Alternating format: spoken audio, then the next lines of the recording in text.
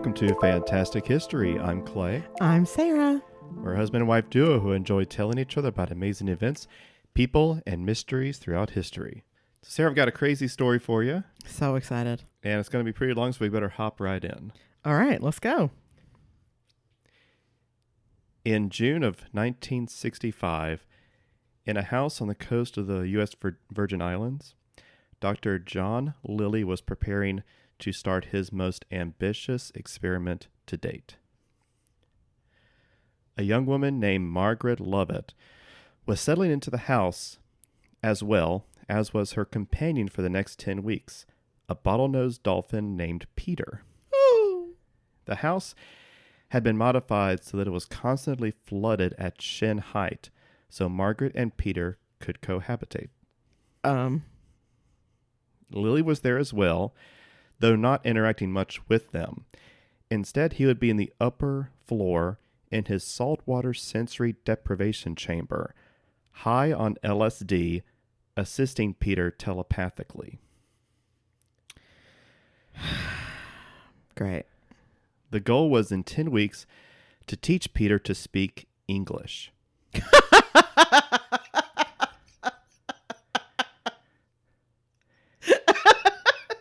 Well, obviously.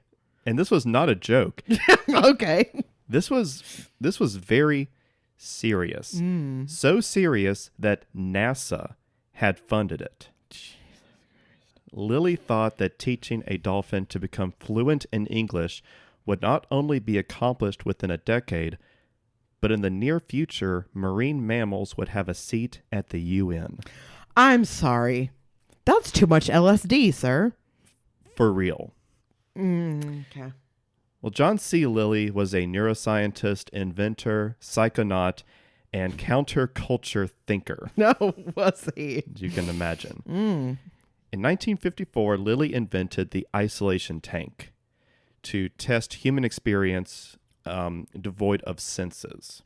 Sure. So the subject would wear a breathing mask that would cut off hearing and vision, and they'd be placed in the dark, soundproof chamber of salt water at human body temperature to give the sense of weightlessness.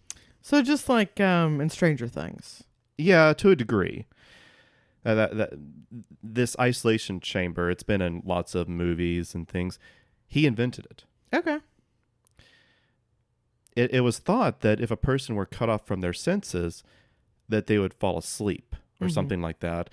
But that was not the case. In fact, Lilly found it to be a great way to, like a new way to think and explore one's own subconscious. And he used it frequently. In fact, as a neuroscientist, consciousness and intelligence was something that Lilly was very interested in. In the 1950s, he would travel to the Virgin Islands with his wife to study cetaceans, specifically dolphins. But the study of dolphins was tricky. Normally, when you want to study the brain patterns of an animal, you perform surgery to implant electrical receptors in the brain. Yikes. This was just the way it was done back then, you know? But Lilly found that you couldn't do this with dolphins. They can't breathe when they're put under anesthesia. When they're unconscious, they don't breathe and they die. Interesting. So Lilly managed to create a way to implant an electrode into the brain via a hypodermic needle, thus removing the need for a surgery. Okay. Much easier way to handle it than like taking parts of their head off. Like the way we microchip animals today, basically, except it's going in their brain instead of their shoulder or whatever. I suppose so. Okay. Like Probably just like a precursor to long that. needle with the microchip or whatever in it, and we're just like injecting it, basically. Well, it's like it wasn't a chip. It was a prod. Okay. It went into the brain, came out via wires. But you didn't have to open the head up to get in there and do it. Okay. As Lilly studied the dolphins, he began to think that they were more intelligent than currently thought. For one, their brains are about the size as human brains. And two, their behaviors were unlike other animals seen in the wild. Lilly also noted that dolphins would come out of the water to make noises at humans, a behavior they did not show in the wild. Huh. Lilly thought that this was an attempt of communication, and it gave him a crazy idea. What if humans and cetaceans could communicate with one another, share ideas, and cooperate? Okay. He wondered, could the interspecies bridge be built? In 1961, Lilly published Man and Dolphin, Adventures of a New Scientific Frontier. And the concept of building the interspecies bridge interested a 6-year-old Lisa Frank, I'm sure. Oh, well, yeah. But more importantly, it drew the attention of an astrophysicist named Frank Drake. I'm really disappointed because I thought you were actually about to talk about Lisa Frank. I mean, it's fine, but I just want you to know I'm disappointed. I know, I'm sorry. It's fine, whatever. But I had to name drop Lisa. We're talking about dolphins. Always, 100%. So Drake's and his colleagues were not interested in communicating with dolphins. That's rude. They were rather interested in aliens. Well, yeah. And they were building the foundation of the program that would find them. Oh. SETI. Oh. The search for extraterrestrial life. What drew Drake's curiosity to Lilly was that if Lilly could understand a dolphin language, then maybe we could use what he learned to understand an alien language. Sure. That same year, the National Academy of Sciences requested a meeting of scientists to discuss expanding the search for extraterrestrial life. The meeting gathered 10 men, including Drake and Lilly, as well as other prominent figures in astrophysics, including a very young Carl Sagan. Oh, hey, girl. During this conference, they developed the Drake equation, Frank Drake's most famous contribution, which estimates how many alien civilizations might exist in the universe. And while this was all fun and exciting, it wasn't talking to a dolphin. Lilly had the others wrapped around his finger with tales of his theories and progress, however much he was building it up. Mm-hmm. So much that by the end of the conference, they had dubbed themselves the Order of the Dolphin. Guys. And one other attendee, Melvin Calvin, who had just won the Nobel Prize in Chemistry. Melvin Calvin. Okay. Sent everyone a pin with a dolphin on it. God's sake, guys. And of course, the Order of the Dolphin was very cool, and you wouldn't understand, and you're probably jealous that you aren't in it. I mean, I kind of am, but then, like, on the other hand, I mostly just want to, like, pants them and take their lunch money. No. They're extremely cool. Melvin Calvin is not cool. And Carl Sagan. He is cool. Very cool. I'll give you that one. Well, this brings us to the star of the story, kind of, Margaret Lovett.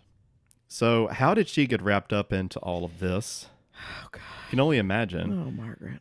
Well, it was purely of her own desire and curiosity. Oh, Lord, Margaret, why? Well, Margaret had been living on St. Thomas in her early 20s when she heard of this dolphin house.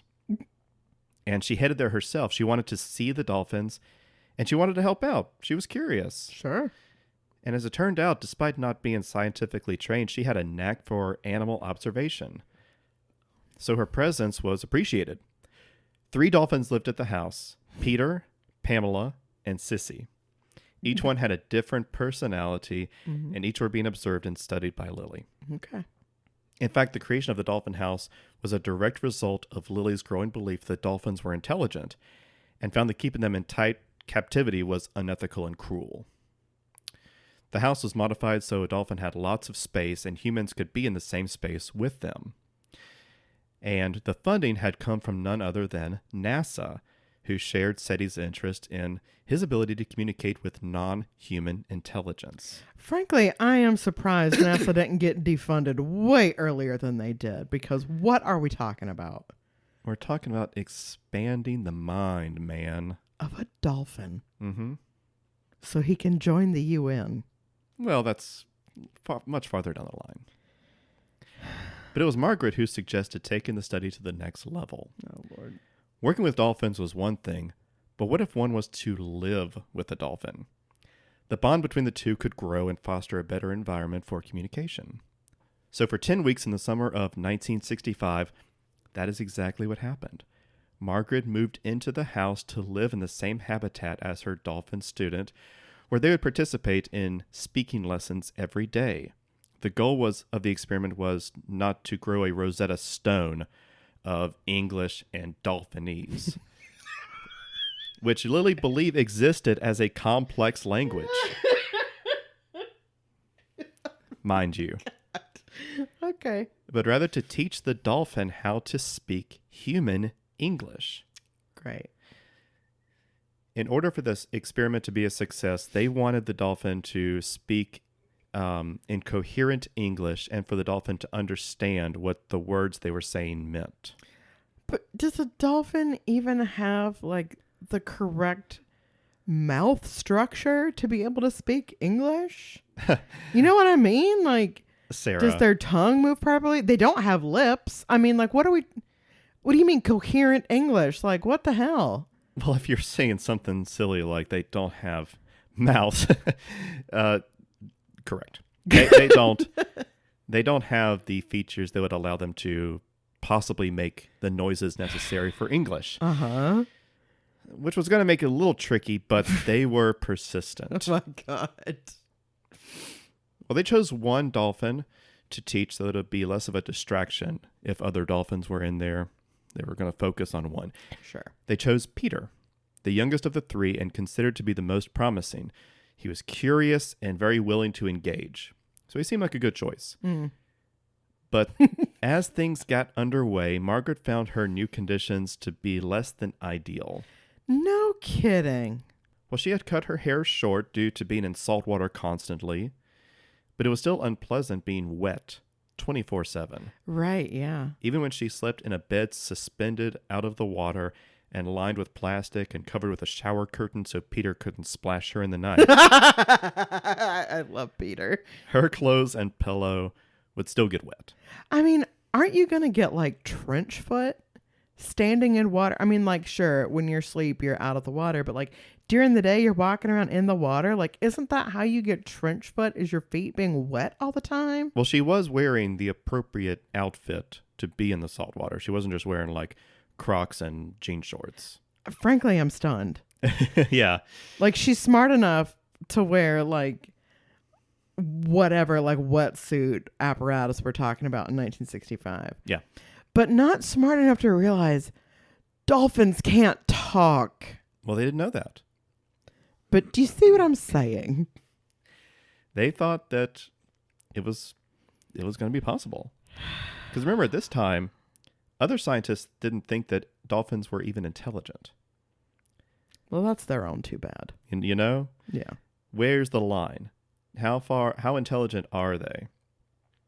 And Lilly wanted to push that line as far as he could until the line wouldn't push anymore, which honestly is admirable, because if he hadn't tried this, someone else would have eventually.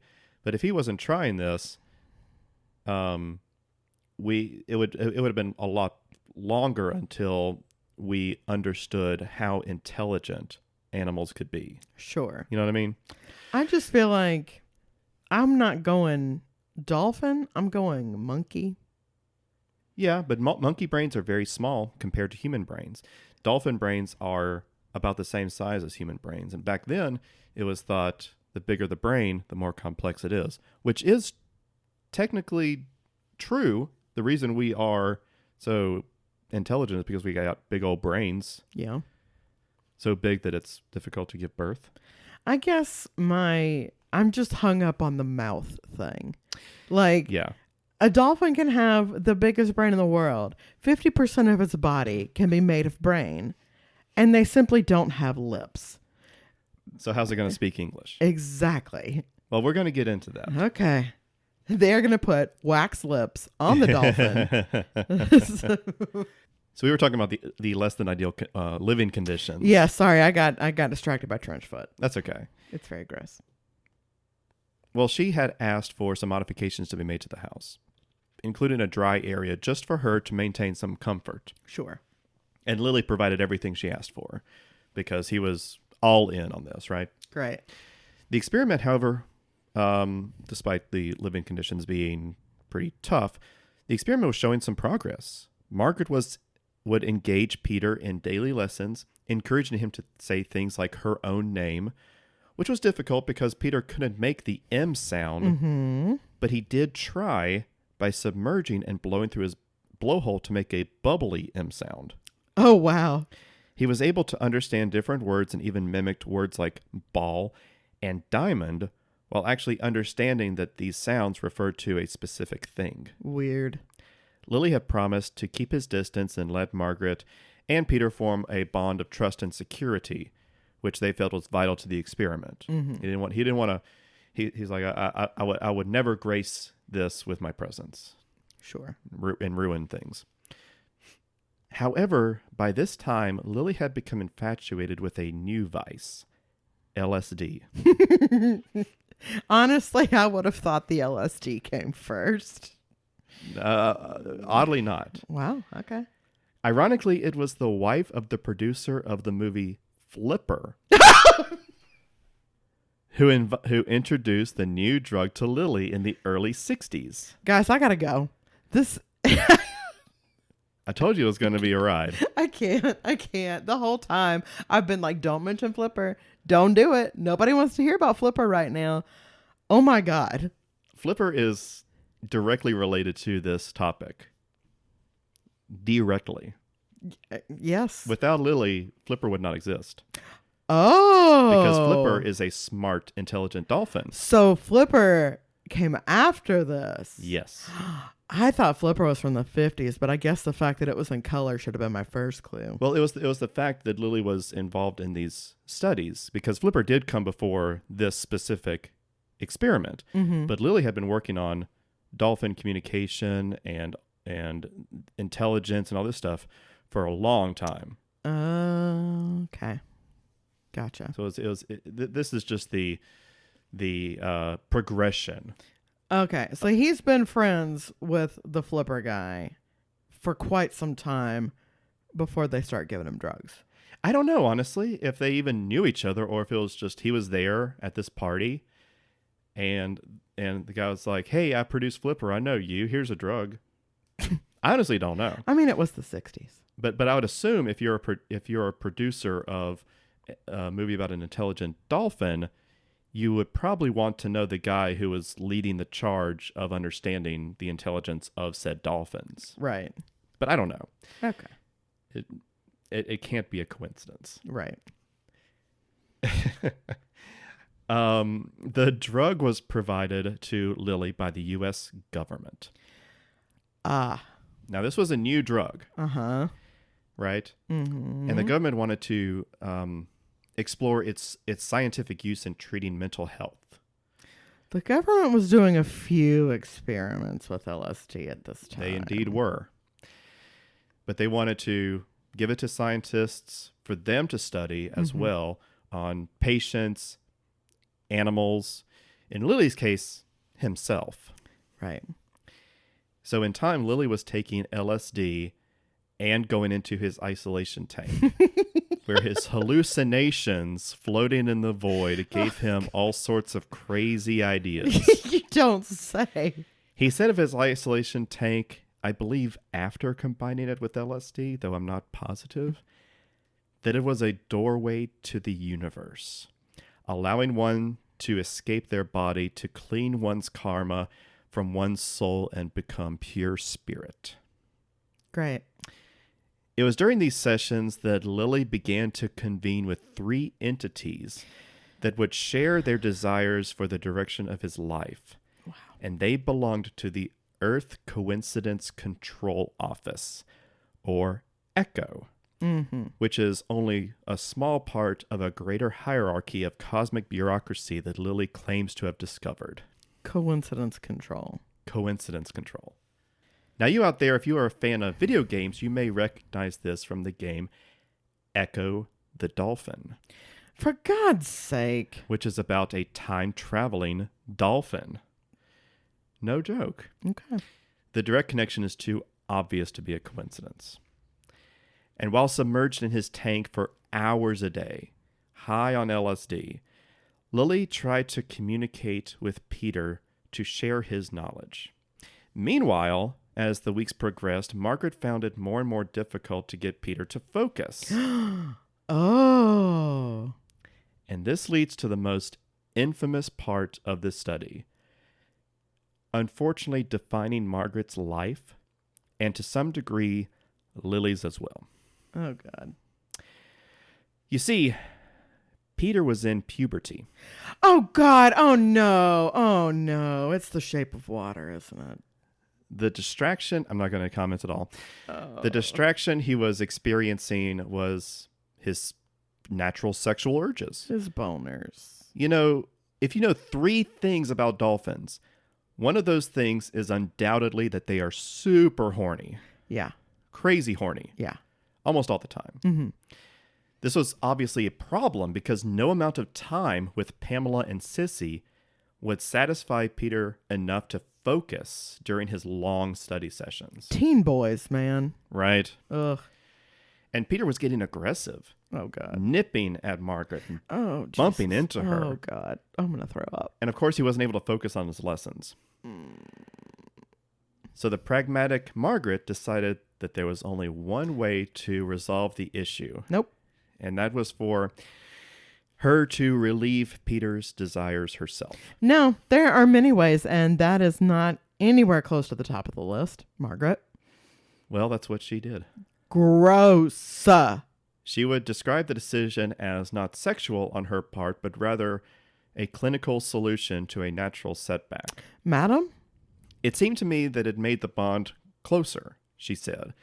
Not because of the sexual activity, but because of the lack of having to keep breaking. And that's really all it was. I was there to get to know Peter, and that was part of Peter. No, ma'am. No. No. No, it is not. Hey, you know what? The thing that you do is you don't work with Peter anymore. You work with like Sissy, I don't know, with one of the girls who's not like constantly needing to bone down. Or like, I don't know, just stop doing this. Just stop.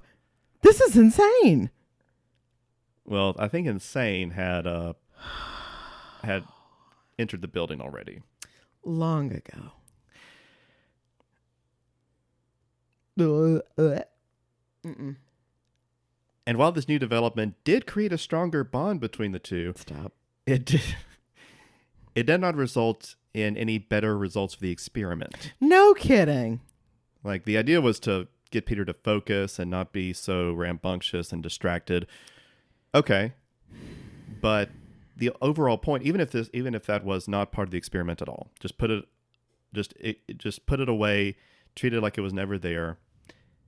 The results of the experiment were not going according to plan. Were they not? When it ended, it seemed they were no closer to communication with dolphins on a conversational level, physically or telepathically. Originally, Lilly and Margaret had planned to resume the experiment after a few weeks, but things took a turn. For one... She's pregnant. Oh. With Peter's baby. That would be extremely unfortunate. That's where mermaids come from. And a bridge, an interspecies bridge we had not seen before. See, that's like, I thought that was what they were going for, but okay. For one, Lily's obsession with LSD to unlock not only his own consciousness, but the consciousness of animals, led him to giving the drug to Peter. Nope, can't do that. To the great displeasure of Margaret. Well.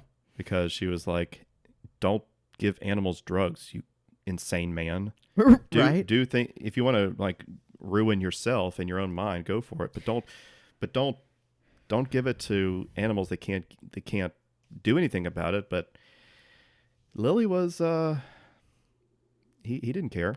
This lady is literally beating off a dolphin probably like 20 times a day. And even she thinks you're going too far. So like really take a step back and reflect on that. Well, one is natural, one is debatable. Is not. The experiment yielded no discernible changes, which is weird because you give a dolphin LSD and a hand job, and they don't do anything. They don't even react. Interesting. Yeah. But he himself was experiencing a great awakening, thanks to his continued communication with Echo. They had told him to divorce his wife, stopped taking government funding for his experiments, and doubled down on his studies. Wow. The ending of government funding may have not been under his control, though, as NASA and his friends were becoming disinterested and somewhat disturbed by the change in course in Lilly's life, as well as his inability to produce results. And surely there's a couple of other things going on that they are frowning upon. Honestly, I don't think they gave a shit. I don't think they cared at all about that. I think they cared about your results, and if you're not producing results, that's the problem. There's got to be at least one person on the board that's like, I'm voting no because ew. Maybe. Well, he was forced to sell the Dolphin house due to lack of funding and move the Dolphins into a rented building in Miami where they would be forced to live in cramped accommodations. Dolphin apartment. Wow. Yeah, which made Lilly distraught, as he truly believed that they were as intelligent as humans. I think they're definitely smarter than he is. Then a few weeks later, Lilly called Margaret to deliver the shocking news. Peter was dead. He had stopped breathing and refused to resurface for air. Oh my God. In fact, one of the dolphins from the TV show Flipper had died the same way after the show had ended. Oh, that's sad. Yeah, it's believed that they were intentionally killing themselves. Oh my God. That's dark. Yeah. Oh, wow. Yeah. I didn't know animals did that. They do. Oh, God. The reason why is unknown. It could be because they were they were confined. I feel like, and I'm not even joking, but I feel like it's because Margaret went away. And that could be because they developed a very strong bond, not just from that, Yeah. but from being together for months. I mean, she had to put up a 24/7. barrier to keep him from splashing her in the night. Like, And then she disappears and is gone. That's and he's terrible. moved to an apartment. It's gotta be hard. that's really sad. Shocked and riddled with guilt, Lilly decided to let the other dolphins go into the sea. Despite doing so would effectively end his Echo-appointed duty. Mm-hmm. Later, Margaret would discover that Hustler magazine had written a sensationalized story about her experiences with Peter, including a graphic illustration of the two. Yeah, that sounds right. And she set out to buy every one before realizing that that was futile. When you search for the dolphin study, the headlines are, without fail, only about dolphin-human sex. I mean, And that's pretty much what defines this. yeah. In 1968, Lilly wrote Programming and Metaprogramming in the Human Biocomputer, which is about his theories and experiments with LSD in sensory isolation. But his ability to explore this inner space was about to come to an end due to government restrictions on LSD. Right. Without a way to easily obtain the drug, Lilly turned to the anesthetic ketamine, Oh, boy. which he called vitamin K. Wowie, wow. Okay. He would inject himself up to 25 times a day Sir? for weeks. Over the following decades, his writings would become less scientific and delve more into New Ageism, mysticism, and being a lot less comprehensible. Sure. His writings would cease to grace academic papers and instead appear in publications like High Times. Great. In the late 70s, Lilly had become convinced that Echo was displeased with his lack of progress and his addiction to vitamin K. You think? After a near-death experience while on K that Lilly believed was orchestrated by Echo, Oh. he decided to return to the study of human-dolphin communication with a new project he called Janus. His new idea was, instead of trying to teach dolphin a language that they are physically incapable of speaking, he would instead invent a new language that dolphins and humans could share between each other. Makes more sense. Okay. Makes more sense than trying to say, hey, dolphin, talk to me, Right. in perfect human English. Sure. And of course, we can't speak like dolphins. So making a bridging language makes some sense. Sure. Yeah. Relatively. Relatively. But this effort met a similar fate. As he was still attempting to communicate with the dolphins via ESP, and he was unable to hire scientists of the talent necessary for such a task, instead relying on the help of less qualified volunteers. Right. Realizing that Janus lacked pretty much everything it needed to succeed, Lilly pulled the plug a couple of years into it and released the dolphins into the Atlantic, thus pretty much ending his ability to conduct a good study into human-dolphin communication. Mm-hmm.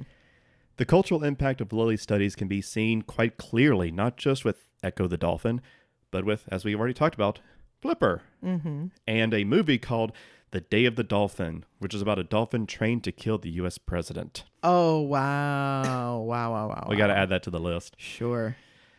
Lilly's experiments had also pushed scientific understanding of the intelligence of marine mammals, which led to the Marine Mammal Protection Act of 1972, which prohibits hunting, killing, capturing, or harassing any marine mammal.